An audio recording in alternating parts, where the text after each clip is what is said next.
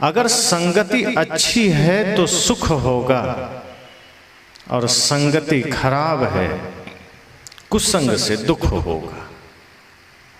कहीं कबीर तहां जाइए, सदगुरु कहते हैं वहीं जाइए जहां अपनी संगति हो, अर्थात जहां अपने हित में, अपने लाभ में, अपने जीवन में खुशियों की संगत हो, वही संगत करना। तो हम सबको भी सोचना है कि ऐसा कौन है जो हमें सदैव सही दिशा दे सकता है, ऐसा कौन मित्र है जो हमें सदा सही मार्ग दिखा सकता है।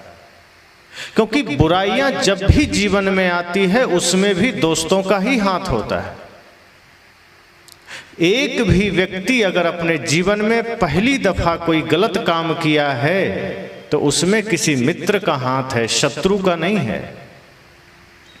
पहली दफा कोई सिनेमा हॉल गया होगा तो किसी शत्रु के कहने पर तो नहीं गया होगा, मित्र के ही कहने पर गया होगा, बार बार जिद करने पर गया होगा। पहली बार हाथ में शराब की प्याला आई होगी किसी मित्र के ही कारण आई होगी, किसी शत्रु के कारण तो बिल्कुल भी नहीं आई होगी। पहली दफा हाथ में गुटखा पकड़े होंगे, तंबाकू पकड़े होंगे, किसी मित्र का ही हाथ होगा, कोई शत्रु का हाथ नहीं होगा। और ध्यान रखना, शत्रु अगर आपको अमृत भी देने आ जाए तो आप मना कर देंगे कि पता नहीं जहर मिला के दे रहा होगा, लेकिन मित्र अगर जहर भी दे दे तो कहेंगे नहीं मित्र है, जहर थोड़े देगा। और ये नशा, ये दुर्व्यसन, ये कुसंग का मार्ग अगर कोई मित्र दे रहा है और उसमें अगर हमें जहर नहीं दिखता तो समझना फिर हम अंधे हैं।